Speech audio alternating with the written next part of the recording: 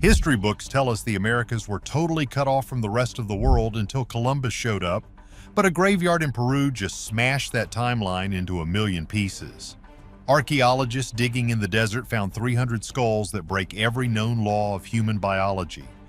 Discovered in 2012, it has a weight of 2.8 pounds, 25% heavier than the average adult male skull. They are too heavy, too big, and missing the bone plates that every human on Earth is born with. Elongated skulls that we find in Paracas are so complex in shape and size that it's hard to believe that they're the result of any form of cranial deformation or head binding. But the shape isn't even the scary part. The DNA results just came back from the lab, and they reveal a genetic bloodline that has absolutely no business being in South America 3,000 years ago. This isn't just a new discovery, it is a rewrite of the human species. A glitch in human evolution. In 1928, the world of archaeology was turned upside down. A Peruvian archaeologist named Julio Tello walked into the harsh red desert of the Paracas Peninsula and found something that would eventually become a nightmare for mainstream historians. Beneath the burning sand and the salt crust, he discovered a massive city of the dead. This wasn't just a few graves scattered in the dirt, it was a complex necropolis, a city for the afterlife, filled with over 300 incredibly preserved mummies. The conditions in Paracas are brutal. It is one of the driest places on Earth. The wind screams across the dunes and the sun bakes the ground. But this hostile environment acted like a perfect time capsule. It mummified the bodies naturally, preserving hair, skin, teeth, and even internal organs in a way that usually only happens in a high-tech lab. When Tello peeled back the layers of intricate, colorful cloth that covered the bodies, he didn't find normal human faces staring back at him. He found skulls that looked like they belonged to a different species. They were massive. They were stretched backward, looming large and terrifying. Some of them looked like the xenomorph from the Alien movies. For decades, the schools and universities had a simple answer. They called it artificial cranial deformation. The story was that parents would take their babies and bind their soft heads with wood, cloth, and rope to force the skull to grow long. It was supposed to be a fashion statement, a way to show social status, or a way to look like they're gods. We know some cultures did this. The Maya did it. The Huns did it. But here's the catch. That explanation has a massive, glaring hole in it. You see, you can take a balloon and squeeze it. You can make it long and thin, but you cannot add more air to the balloon just by squeezing it. The volume stays the same. The laws of physics and biology say that if you bind a human head, you just reshape the bone. You do not create more bone. But the Paracas skulls break this rule. Recent medical analysis has shown that some of these skulls are up to 25% larger in cranial volume than a standard human skull. And get this, they are up to 60% heavier. Think about that for a second. You cannot increase the weight of a skull by 60% just by wrapping a bandage around it. You cannot make the bone thicker and denser by pressing on it. If you bind a head tightly, the bone usually becomes thinner and more brittle because you are restricting blood flow. The Paracas skulls are the opposite. They are thick, robust, and incredibly strong. This implies something terrifying. It implies that the growth was natural. These people were not deformed. They were born this way. They were genetically programmed to have heads that were massive, heavy, and elongated. The weirdness gets even deeper when you look at the top of the head. Feel the top of your own head. You can feel a line running down the center. That is the sagittal suture. It is the jagged zipper where the two plates of your skull fuse together when you were a kid. Every human has this. It is a defining feature of our species. It allows the skull to flex during birth so the baby can get out. But in many of the Paracas skulls, that line is gone, completely missing. There is just one solid, smooth helmet of bone. There is no crack, no seam. For a human to be born without this suture is incredibly rare and usually comes with severe health problems, often leading to early death. But here we have a whole graveyard of healthy adult elites who lack this basic human feature. It suggests that their skeletal structure was fundamentally different from ours. This brings up a wild theory regarding their birth. If they didn't have the suture to let the skull squash down, how were they born? Some researchers have suggested that the gestation period, the time the baby is in the womb, might have been different, or maybe the mother's biology was different. We are looking at a biology that doesn't fit the standard textbook model. And then there is the foramen magnum. This is the hole at the bottom of your skull where your spine connects. In a normal human, this hole is near the center of the skull base, so your head balances on your neck. In some of the Paracas skulls, the foramen magnum is pushed further back. This is huge. It means the way their heads sat on their necks was different. It means their spinal column entered the skull at a different angle. You cannot change the position of the spine by binding the head. That is determined by genetics. This anomaly alone proves that head binding cannot be the only answer. The environment of Paracas preserved more than just bone. It preserved the hair. And the hair adds another layer to the mystery that makes historians sweat. Native American populations genetically have thick, black, straight hair.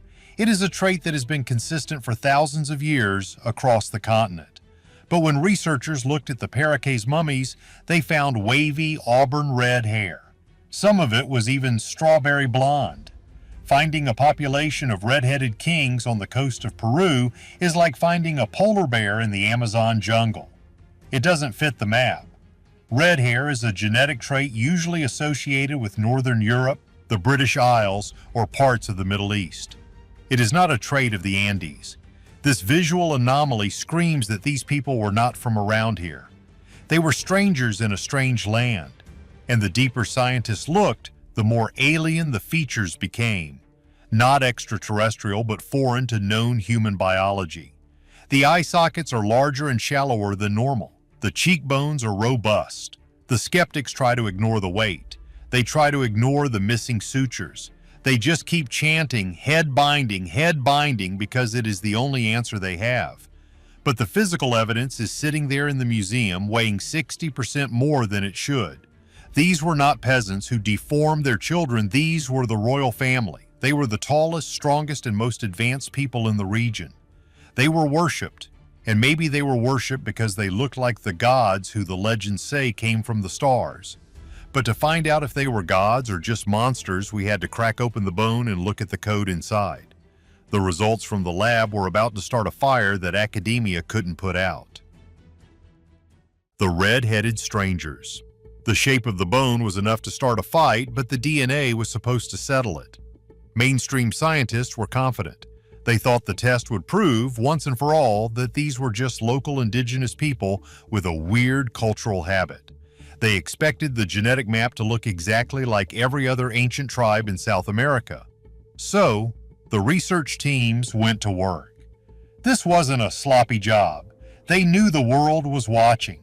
They used full hazmat suits, gloves, and masks to make sure no modern DNA contaminated the samples.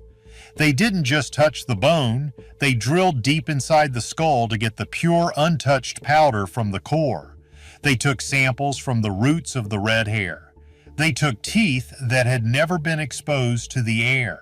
They sent these samples to top-tier genetic labs in the United States and Canada. The geneticists didn't know what they were testing. They were just given the samples and told to look for the mitochondrial DNA. This is the DNA passed down from the mother, and it acts like a time machine, tracing ancestry back thousands of years. When the data finally loaded onto the screens, the lab technicians were confused. The results didn't make sense. The DNA did not match the local tribes.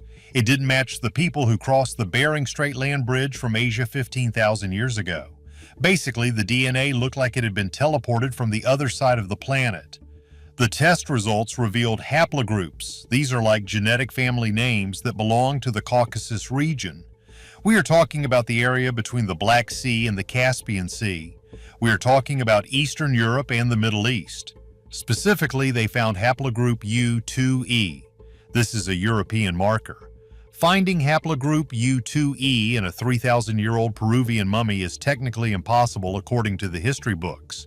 It is like finding a Viking sword in a dinosaur fossil. It breaks the timeline completely. The history books tell us that the oceans were giant walls. They say nobody crossed the Atlantic until Columbus, or maybe the Vikings a little bit before him. But the Paracas DNA says that the oceans were highways. It suggests that 3,000 years ago, a group of people from the Middle East or Europe got on ships and sailed all the way to the Pacific coast of Peru. But here's the deal. It wasn't just one sample. They tested again and again. The results kept pointing to the same place. Some samples showed links to people from what is now Ukraine and Crimea. Others pointed to ancient Persia. This blew the lid off the diffusionism theory. This is the idea that civilization didn't just pop up randomly in isolated pockets. It suggests that a central culture spread out and planted seeds of knowledge all over the world. Imagine the scene. A fleet of ships lands on the coast of Peru 3,000 years ago. Out step these tall men and women. They have pale skin, red hair, and massive elongated heads.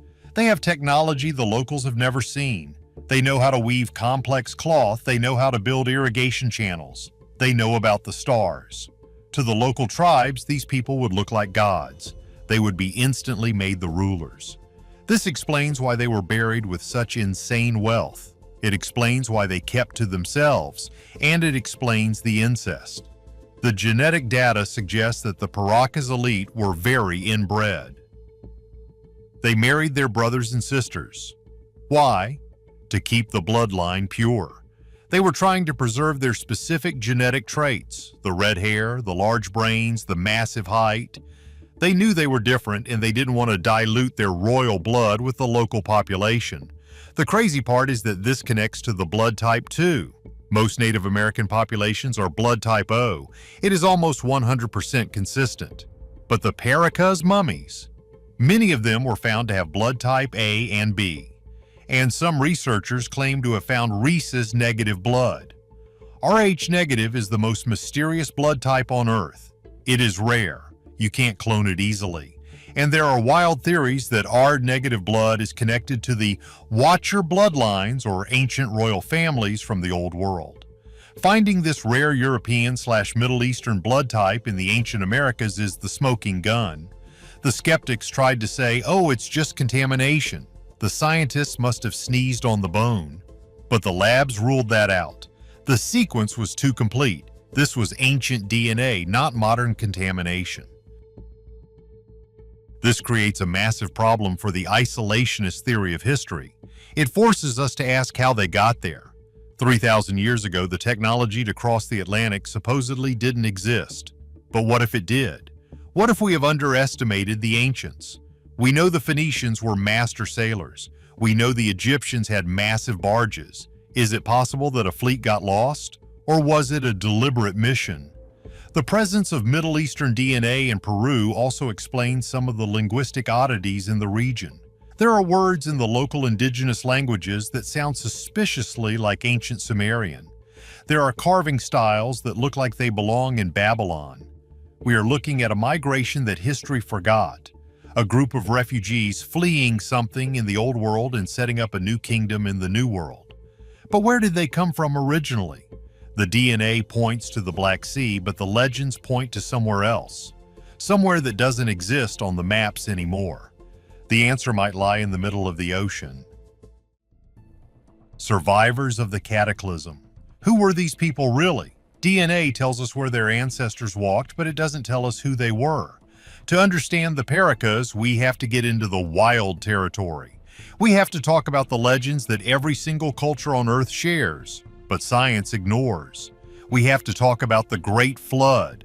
Almost every ancient culture, from the Bible to the Sumerian tablets to the Incan legends, tells the same story.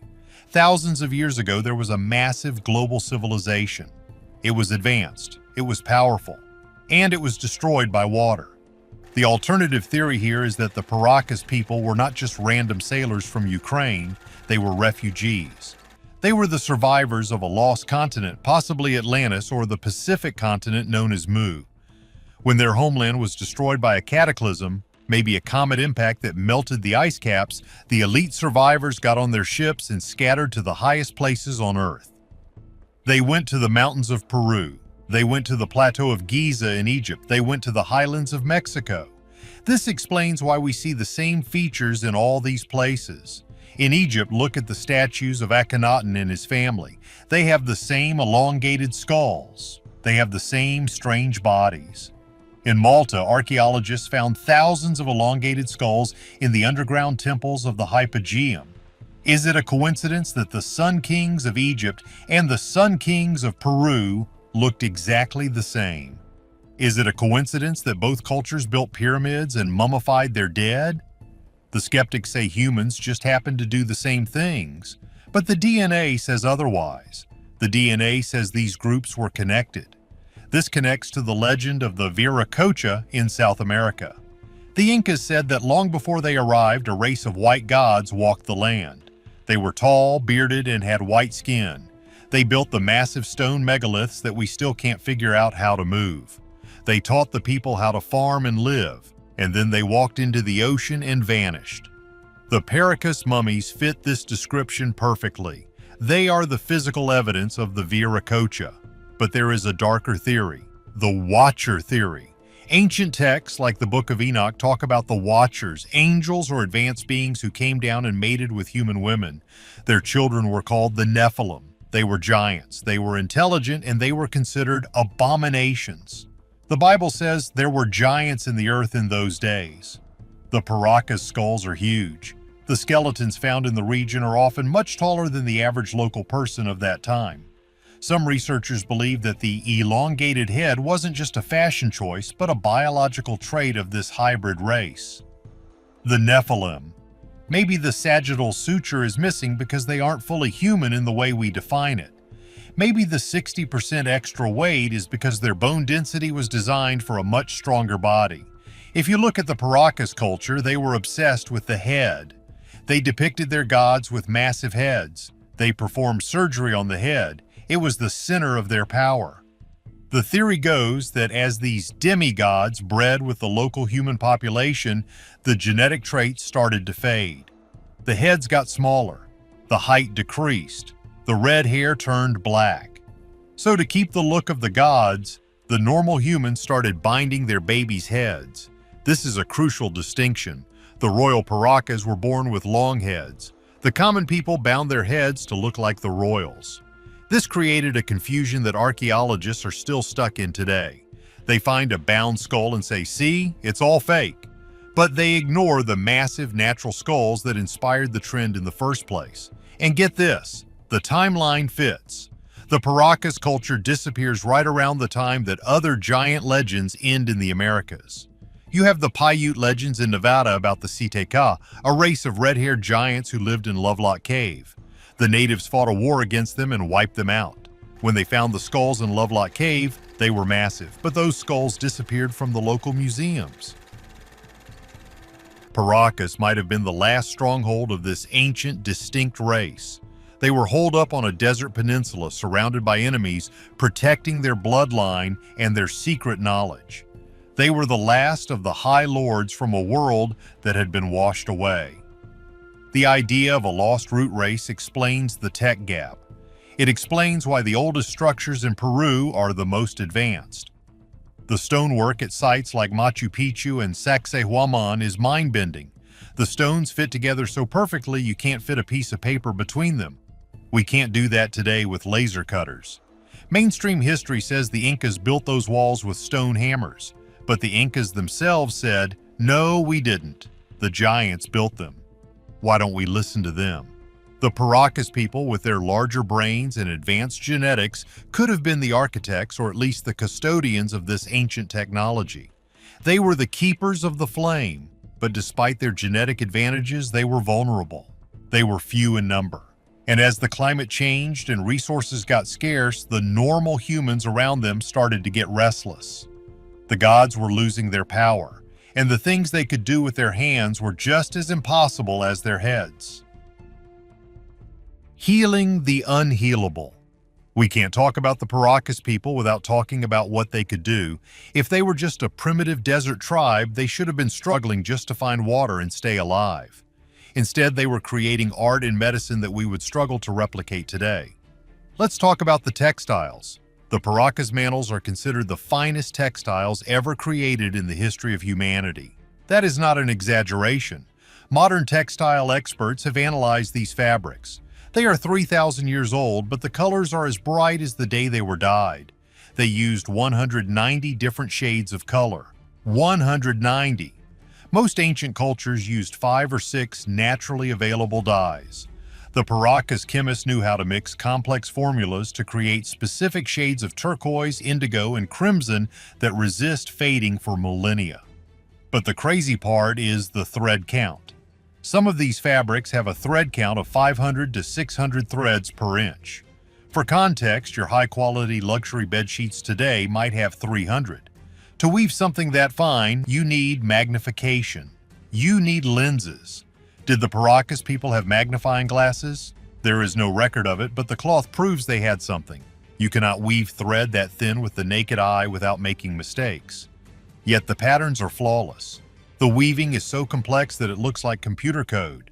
It is full of geometric patterns and creatures that look like dinosaurs, aliens, and hybrid beasts.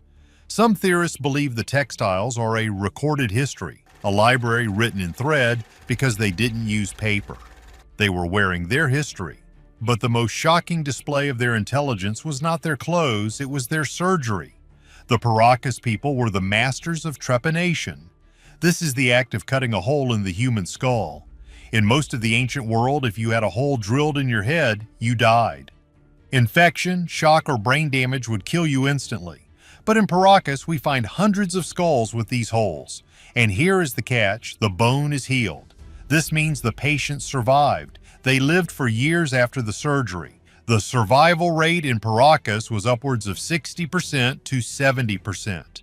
That is higher than the survival rate for skull surgery during the American Civil War, which was thousands of years later. They were performing successful neurosurgery in the desert without antibiotics, without electricity, and without steel tools.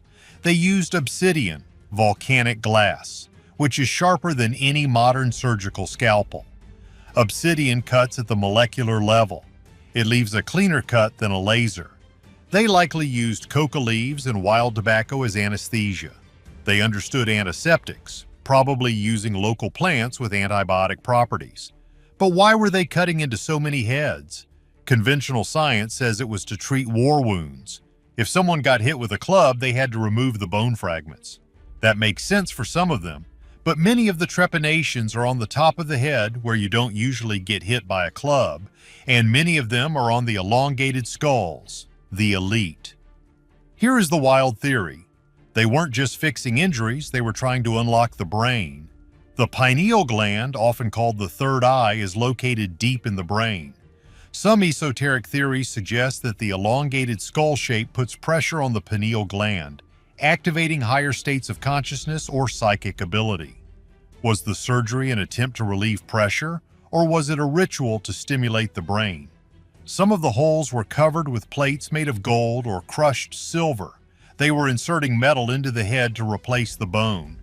This sounds like cyberpunk technology, but it was happening 1,000 years before Christ. The fact that they could keep someone alive with an open brain in a dusty environment suggests they understood germs. They understood sterilization. Where did they get this medical knowledge? This connects back to the Star Child skull mystery, another famous anomalous skull found in Mexico that shows signs of genetic manipulation. Are we looking at a lineage of beings that were genetically different and medically advanced? And it wasn't just biology. The Paracas people had advanced irrigation. They turned the salt desert into a garden. They had a knowledge of astronomy that matched the Egyptians.